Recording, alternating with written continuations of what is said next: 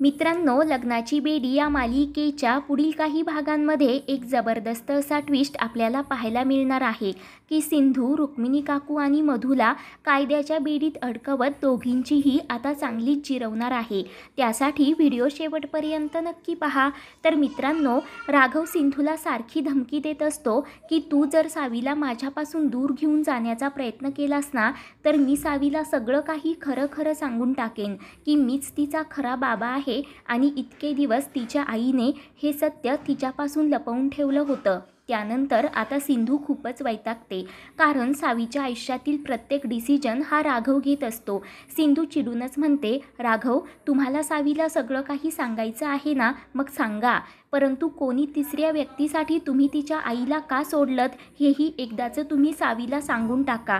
तुमच्यामध्ये आहे का हिम्मत? नाही ना, तुम्ही सावीला हे सत्य सांगूच शकणार नाही। आणि हे ऐकताच राघवला मोठा धक्का बसतो। तर सिंधू म्हणत असते, राघव, एक गोष्ट कान उघडे ठेवू नये का? इथून पुढे मला धमकी देण्याचा प्रयत्न करायचा नाही। मी काय तुमची पंचिंग बॅग नाहीये की जेव्हा वाटेल तेव्हा फक्त माझ्यावर राग काढायचा आणि निघून जायचं। आत्तापर्यंत मी खूप काही ऐकून घेतलं तुमचं आणि तुमच्या या फॅमिलीचं, पण आता नाही। अगोदर मला असं वाटत होतं की मी जर इथून निघून गेले ना तर सर्व काही प्रॉब्लेम सॉल्व्ह होतील, पण आता मी स्वतः हे सांगत आहे की आता मी इथेच राहणार।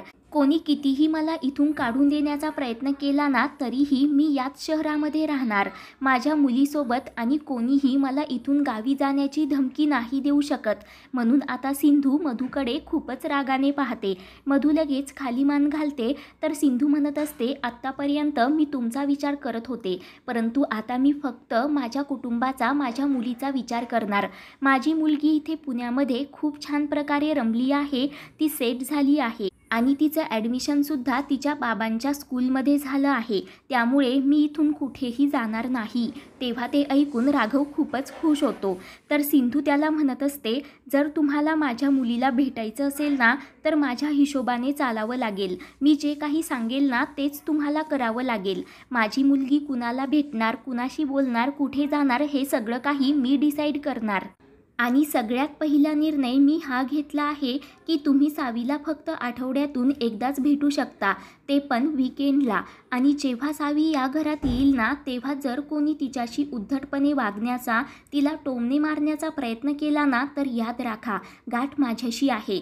सावीला मी कधीच या घरात पाऊलही टाकू देणार नाही। म्हणून आता राघव, तुम्ही तुमच्या कुटुंबातील प्रत्येक सदस्याला हे तुमच्या पद्धतीने समजवा, तरच मी तुम्हाला सावीला भेटू देऊ शकते, नाही तर तुम्ही सावीला नाही भेटू शकत।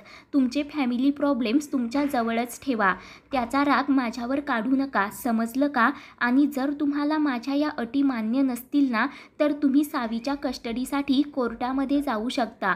मी लढण्यासाठी तयार आहे, कारण अगोदर कुठल्याही प्रकारचा घटस्फोट झालेला नसताना तुम्ही दुसरं लग्न केलं हे आता सिद्ध होत आहे। अजिबात मी घाबरणार नाही, कारण कोर्टाचा निर्णय काय असेल ना हे तुम्हालाही चांगलंच माहिती आहे, कारण तुम्ही एक पोलीस ऑफिसर आहात। मग तुमच्या मुलीला भेटण्यासाठी तरसत राहा। आणि अजून एक गोष्ट, इथे आल्यापासून तुम्ही माझ्याशी ज्या पद्धतीने बोलत आहात ना, सतत माझा अपमान करत आहात, घाणेरडे आरोप करत आहात, तसं काही करण्याचा तुम्ही घरातील कोणीही प्रयत्न करू नका, कारण आता मी या घरची सून, तुमची बायको किंवा या घरातील गुलाम नाहीये। त्यामुळे माझ्यावर हक्क गाजवण्याचा कोणीही प्रयत्न करू नका, कारण मलाही पलटवार करता येतो, कायद्याने मलाही शिक्षा देता येते। अशी धमकी सिंधू आता सर्वांना देते आणि लगेच तेथून निघून जाते। तर सर्व रत्नपारखी आता हादरलेले असतात, सर्वांना मोठा धक्का बसलेला असतो। तेव्हा आता राघव रागानेच मधूकडे पाहतो आणि हे सगळं काही फक्त तुझ्यामुळे झालंय।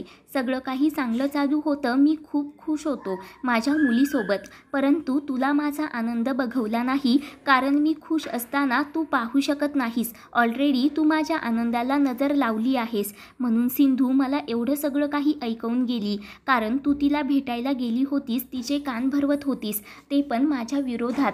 तू तर आज कमालच केली आहेस। म्हणून आता राघव मधूवर खूपच भडकलेला असतो, तर मधू खाली मान घालून रडत असते. राघवच्या हातातून खूप रक्त येत असतं. तेव्हा राजश्री विचारते, राघव बाळा, तुझ्या हाताला एवढं काय लागलं? तेव्हा राघव सांगतो, आई अगं जखम हाताला नाही तर माझ्या काळजाला झाली आहे. हाताची जखम तर भरून निघेल ग, परंतु माझ्या आतल्या जखमेचं काय, ती कधीच भरून निघणार नाही. म्हणून आता राघव रडतच तेथून निघून जातो. तर सर्वांनाच खूप वाईट वाटत असतं. तेव्हा मधू राघवच्या पाठोपाठ जाते आणि राघवच्या जखमेवर लावण्यासाठी मलम घेऊन येते. परंतु राघव रागानेच मधूच्या हातातून त्याचा हात हिसकावतो आणि रागाने पाहू लागतो. तेव्हा मधू राघवची माफी मागत बळजबरीने त्याच्या हातावर मलम लावत असते. ती म्हणते, राघव तुला माझ्यावर जेवढा राग काढायचा आहे ना, तो तू काढू शकतोस, कारण तो तुझा हक्कच आहे. पण मी पण तुझी बायको आहे ना, माझा पण हक्क आहे तुझी काळजी घेण्याचा. प्लीज मला हा मलम लावू देत. राघव चिडूनच म्हणतो, राहू देत. या जखमेवर तू पट्टी बांधू नकोस, कारण ही जखम दिसायला हवी. माझ्या बायकोने मला ही जखम दिली हे माझ्या लक्षात राहायला हवं. म्हणून आता राघव तेथून निघून जातो. त्याच वेळेला राजश्री तिथे येते. ती म्हणते की मधू, आत्तापर्यंत मी प्रत्येक वेळेला तुझी साथ देत आले होते, कारण माझ्या मुलाच्या आयुष्यामध्ये विनूच्या रूपाने तू एक आनंद घेऊन आली होतीस. परंतु आज तू जे काही केलंस, सिंधूला भेटून राघवच्या विरोधात जे काही तू कट कारस्थान रचलंस ना, ते मला अजिबात पटलेलं नाहीये. मी तुझ्यावर नाराज आहे. याचा अर्थ असा होतो की तुला तुझ्या नात्यावर विश्वास राहिलेला नाही, आणि अशा नात्याचा काय फायदा? हा सगळा तमाशा करण्याची तुला काय गरज होती? म्हणून आता राजश्रीसुद्धा मधूवर भडकते, कारण काहीही झालं तरी हे सत्य बदलणार नाही की राघव आणि सिंधूची सावी मुलगी आहे, आणि म्हणूनच तुला सिंधूचा स्वीकार करायलाच हवा. कारण सावीची आई होण्याच्या नात्याने सिंधू इथे येत जात राहणार, आणि सिंधू व राघवचा अजूनही घटस्फोट झालेला नाही हे तू लक्षात ठेव. आणि राघववर विश्वास ठेव, तो तुला कधीही एकटं सोडणार नाही. परंतु आता तू स्वतःच्याच हाताने हे रिलेशन खराब करू नकोस, नाहीतर हे नातं तुटायला आता एक क्षणही लागणार नाही. म्हणून आता मधूची कानउघडणी करून राजश्री लगेच तेथून निघून जाते. त्यानंतर दुसऱ्या दिवशी सकाळी राघव विनायकला स्कूलमध्ये सोडवण्यासाठी निघालेला असतो. त्याच्या हाताला खूप लागलेलं असतं. राघवला शर्टची बटन लावता येत नसतात. तेव्हा तो राजश्रीला म्हणतो, आई प्लीज हे बटन लावून दे ना, मला खूप त्रास होत आहे ग. तर तेवढ्यात मधू तिथे येते आणि ती राघवच्या शर्टची बटन लावू लागते. तेव्हा राघव मधूला दूर ढकलत म्हणतो की तुझ्या मदतीची मला गरज नाहीये, कारण ऑलरेडी तू माझी खूप मदत केली आहेस. म्हणून तो मधूचा माज उतरवतो आणि राजश्रीकडूनच शर्टची बटन लावत मधूकडे रागाने पाहत असतो. त्यानंतर राघव सिंधू, मधू, सावी आणि विनूला घेऊन स्कूलमध्ये जातो. तेव्हा मॅडम असा प्रश्न करतात की या दोन्ही मुलांचे बाबा एक आणि आई दोन असं कसं? ते ऐकून मधूला मोठा धक्का बसतो. तर राघव सांगतो, हो मीच या दोन्ही मुलांचा बाबा आहे.